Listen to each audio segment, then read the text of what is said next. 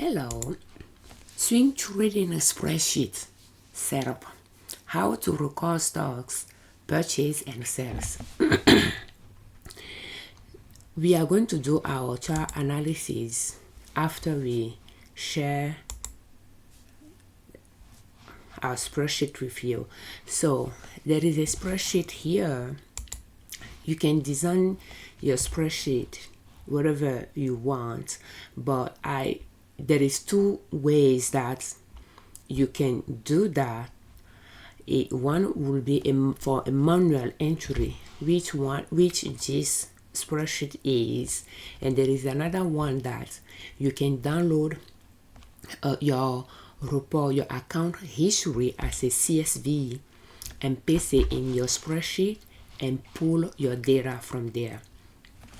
I did 2023, a little bit in 2024, but I found that with swing trading, doing a manual entry works well for me. So I used this spreadsheet last year as well, and I'm using it this year, and I found that having both spreadsheets, I tend to use this one more, but it requires you doing your manual entry, and the manual entry is like a daily record, but with up to long swing trading strategy, you may not have to do it daily necessarily, because you may not buy stocks every day and you may not sell stocks every day. Therefore, you may not have entries to do daily. You can do it during the weekend. Sometimes I even do it once a month, but I think it's wise to do it at least a few times a week or during the weekend, especially weeks that you make purchases and or sold stocks. So pretty much the way the spreadsheet is designed is to have, and from this manual entry sheet, you'll be able to pull a report from. That's where you'll add your formula so that you can pull a report. So you'll do your manual entry, and then with formulas, you'll be able to pull a report from that manual entry. So we can use an example to illustrate how we enter data in this spreadsheet. And let's go back here. If you have chart swap account, you swing trade from an account at chart swap, you have 1099.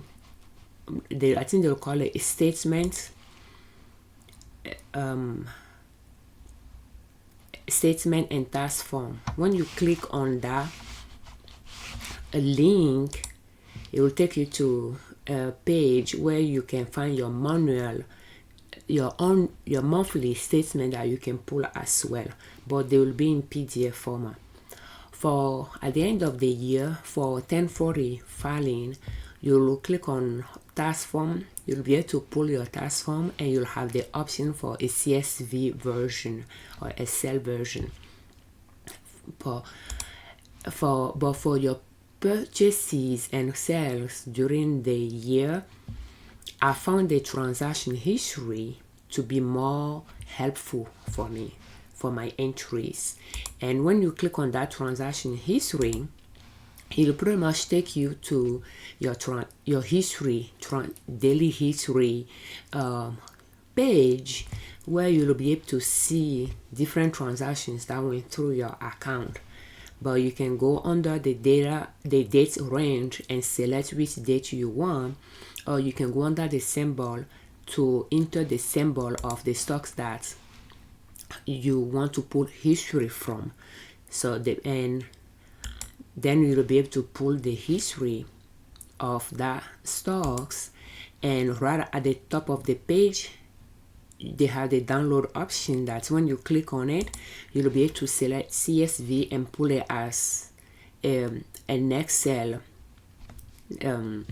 spreadsheet or CSV form. You'll export it, and you'll be able to have the history of that particular stocks that you are interested of having information on. But if you want to pull the history from that one through your account so that you can do a record for. Then you'll choose, again, date, range. You can choose previous month. I tend to do that when I want to pull transactions for the month.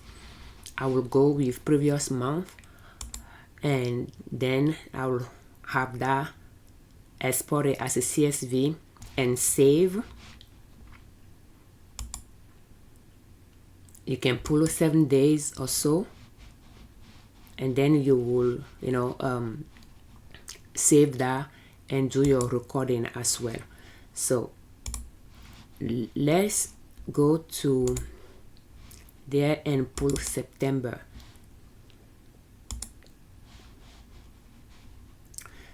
Before I do that, there are some stocks. I like to pull some stocks history that I've been selling. I don't think you need to do that, but it can just I tend to do this more so for video recording purposes, so that I can use this to do some video recording purposes, but just pull different the different times that I purchased and sold these stocks. For instance, pull that history, but it's more so that later I can use that for video recording purposes. But what I use more for my daily record,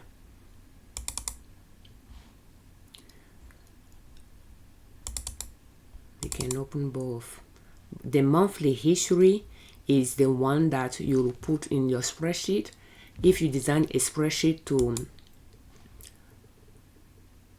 to pull data from while you are downloading from your account, when you paste it in the spreadsheet, it'll be able to pull data from it. That will be the second spreadsheet that I was talking about originally, that it will pull data straight from. You can design sheets to pull data from the report that you downloaded and you paste in your spreadsheet. You can pull report from it. But for the manual entry, I tend to pull my report on a, like, for instance, I have about a week or so type of report here, and we are just going to pick one that has cells in it. You'll notice that now all of them has cells in them. So for instance, for this one, let's pick this one here. I don't know if there is one that I sold. Okay, so let's work with this one where we have one that we sold as well, and let's take this one for instance. So GD. So GD, if we go, and how we will do, pretty much we can just take that page, how we'll do our purchases and sales entries.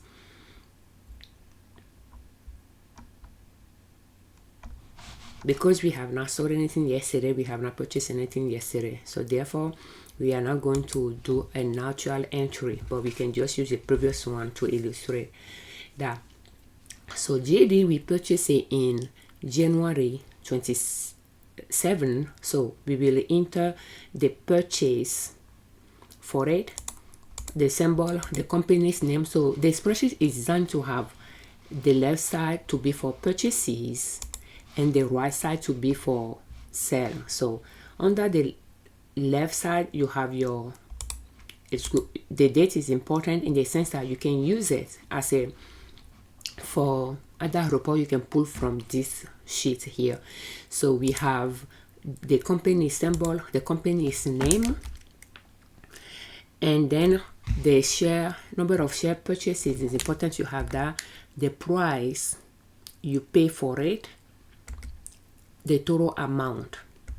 If there is a fee, in this case there is now the total cost, and I have a column for commitment. That'll just be this amount, and it tends to be here until I sold the stock, and then I can take it out. So for instance, I have those.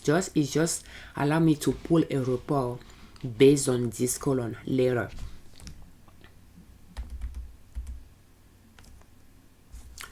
Now we'll go to the sold session, and the sold session, you'll put the date that you sold the stock, which is September 3rd, and the stock symbol, because we purchase every certain number of shares and sell all of them, technically we could equal this to be the same as that we don't have to enter but adjust to a manual entry there. The price we pay for it, not the price we charge for it, 321 times that 20 share will give you the total revenue. And if there is a fee paid, it will go there as well, but it didn't charge of any fee. Could be for the time frame that we held on to it. And then the total proceeds, which is going to be the gross revenue minus the fee. And from here we calculate some profit, and the profit is pretty much taking the profit is taking how much you sold it minus how much you pay for it. And of course minus if the fee, if there is a fee you pay for it as well. Pretty much you take the total proceed, which is already took the fee out. That will give you the profit. So I found this to work well for me based on the report that I pull out later, and I can just having that one line for the purchases and the sales allow me to know how much profit I'm making on each trade on each purchase. And then you can calculate the profit rate, and the profit rate is just pretty much taking the profits divided by the total cost, and it will calculate the profit rate for you. So if you have a good knowledge of Excel, you could add some additional columns based on what kind of report you like to pull out later. For instance, I have the month here, so when I enter the date, this column can pull the month that it is for me out, and I can pull the week of the year corresponding to that month as well. I can pull the year out as well. And for the purchase area, I have the same thing. I can pull the week,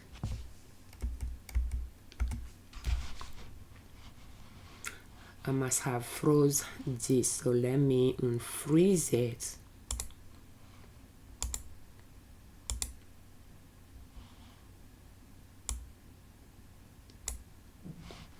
So I can pull the week because of the dates. I can pull the month, and I can pull the year as well. And because I can pull those out of the dates, it allows me to now design a sheet where I can pretty much enter those stocks manually. Although you can have you might have to enter those in a sheet, and later you can add a formula to pull those from there, but I just prefer to manually enter those. But you can have a sheet that by the week you will be able to pull data, and it will be referencing those weeks that you have to pull data for you. And this is the profit, so it's going to be pulling data from the sales session, those profit based on those weeks there. You can pull daily profits depending on what you are trying to track, or you can just pull your monthly profit as well. So it's going to use the month reference to pull the profit from the sales session for you. And I have this trading summary here that the report that you paste in the spreadsheet you'll be able to create this trading summary out of it. But I found that if you paste the documents that you download from ChartSwap history, the monthly document, and you paste it, I found that you may not be able to pull report like daily profit, weekly profit, daily profit, monthly profit in this layout, but you'll be able to pull something like this. But because I'm swing trading and I like to see how the strategy I'm using is performing, I found that doing my manual entry on that daily record sheets, I can pull those type of profit report out of it. Because of the way I'm having everything on the same line for each trade, I'm able to pull those reports. Maybe you can pull the same thing if you are pasting the information in the spreadsheet. Now I didn't really spend too much time doing that, but I noticed that the spreadsheet that I designed, pasting the transactions in the report that I'm pulling is different. Not that it's not useful, it's just different. But I didn't work a lot with it to see how I can stretch that out, how much more report I can pull out of it.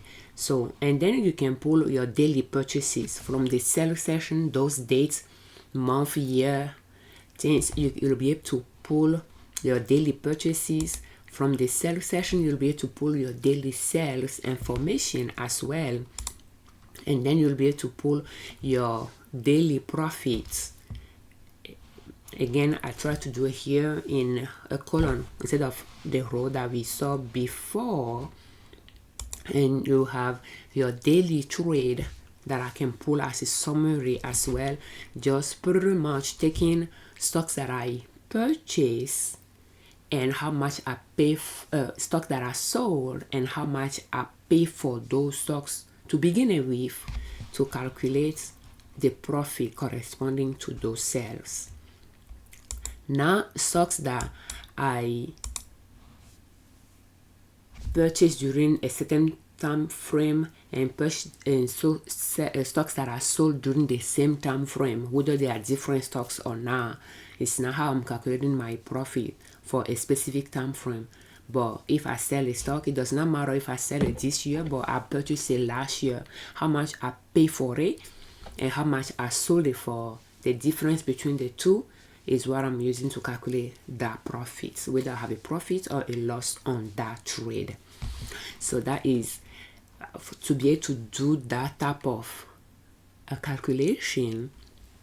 I found this manual entry to be more useful for me. And then you can just, calculate your return on investments, on a weekly, monthly, or yearly basis. But yeah, so let's go back. And when you have dividend, you'll be able to do the manual entry of my dividend as well. Although a formula will be able to do this as well. If you paste your document in, you'll be able to, with some ifs, you'll be able to complete this, I will think. But yeah, but other than that, those are the two documents that I do my manual entries in. Because I'm trading the same stocks over and over and over, I just have the list of those same stocks in my spreadsheet, whether I'm trading them currently or not, or the list of the stocks I have in my portfolio. I have them, and when one is sold, it will automatically pull data once I enter in this area. And if one paid dividend, I can just come here and enter the dividend amount. So that is how I do my daily purchase and sales record keeping using this spreadsheet. So, and yeah, we just use that one to show the sales, and we can do one for the purchase as well. So for 9, the same thing, 9.3 for AJG. So we have AJG here. So we purchased it in December. We have not sold it here, and we purchased it again in September. So, and as you can see, we enter that amount, that number, and the price we pay for it, 305 times 35 is giving you that total, and we have the commitment for it. Hold up. It seems that we must have sold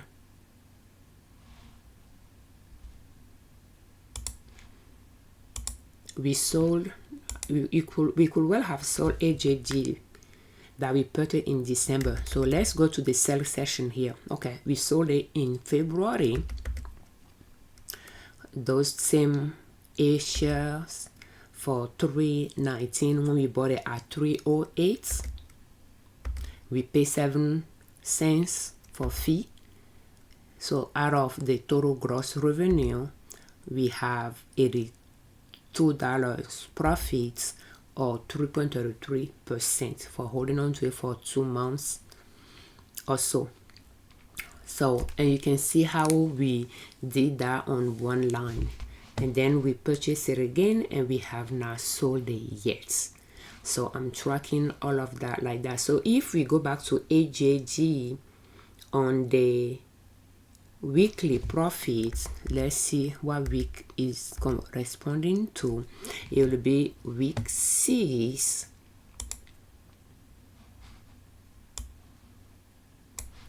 So week 6, that's this one. So AJG, so it's going to have it there for us, and on a daily profit,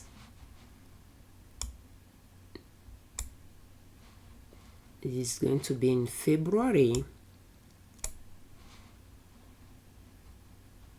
6.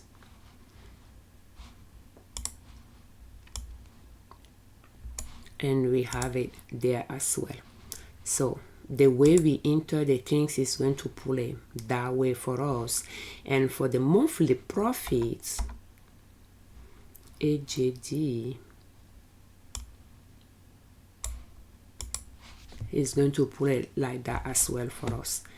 And if we go to the daily purchase and the daily sales,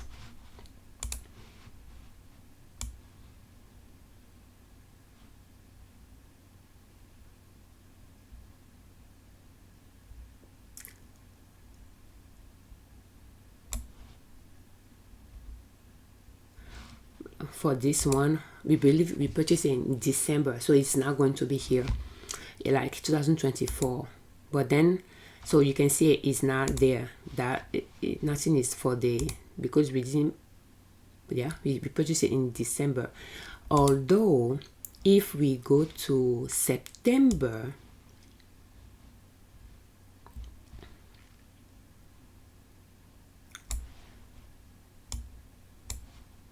we will see the one we purchased in September, this one. But then when we go to the sales, we will see the one we sold in February.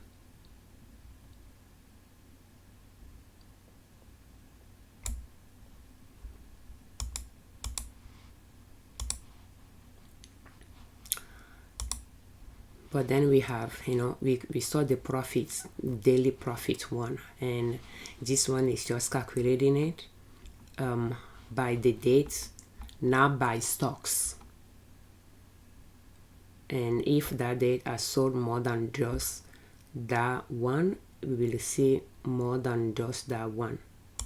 So we sold more than just that stocks that day, that February. But yeah, those are, you know, once you make your transactions entries here, you'll be able to pull those type of report out to analyze it and see how the strategy you are using to swing trade, how it's performing, and so forth. So, and yeah, that pretty much conclude that I know the spreadsheet setup and all that. I don't, but anyway, so now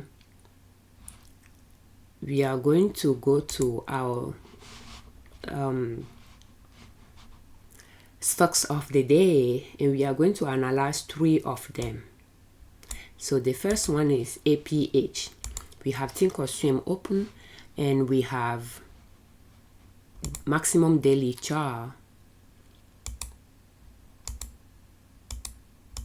opens here, and we are going to see, based on the strategy that we are using to swing trade, we just show you this spreadsheet how it's performing, and we are going to analyze APH to see if it's a buy today. So we have our long uptrend lines, support lines passing by the value of the mountain trace, and we are going to compare where the price is right now to where we want to buy. Our entry point right now is close to a peak of the mountain. It has been on that rise for a while now.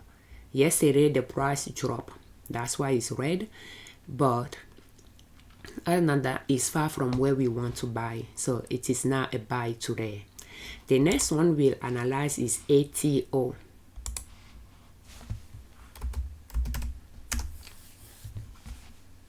So ATO, again, we like to buy here, but right now it's still going up. It's still at the peak, therefore it's not a buy today. But the price went up yesterday. It's a green bar. The price at the end of the day was higher than the price in the morning when the markets open. So it's a green bar. The price is highlighted in green as well. Oh yeah, highlighted in green. So it's not a buy for us. AZO, because we don't have those in our portfolio, so our goal is to buy, but that's why we'll be doing the analysis like that. So AZO, we like to buy at this trend line, but right now the price is far away from it. It's closer to the mountain peak. The price went up yesterday, and today is October 3rd 2025. So we are doing the analysis before the market opens today, but after it closed yesterday. So it reached a new peak not long ago, and the price is high, far from where we want to buy. So it is not a buy today either. So, and that is how we'll do our chart analysis today.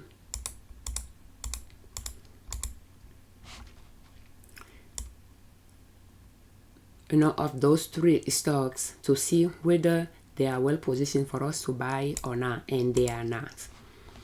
So thank you so much for watching our videos. Thank you very much for all your comments, and thank you very much you all that subscribe to our channel. I'm Afiavi Liberman, creator of Liberman Consulting L.L.C YouTube channel, and ninasoup.com, our blog. On our channel and on our blog, we share different ways to save money and different ways to make money to reach your financial independence, where you do not depend on an employer to provide for your family. And swing trading is one way to make money. Just start small and grow your account slowly from there. From more money that you are adding to the account, and from the profits that you are generating from swing trading. And over time, the goal is to be able to have a stream of income outside of your job, that you know that you have options. Thank you. For more of our swing trading related videos, will you please check the list of those playlists in the video description. Thank you.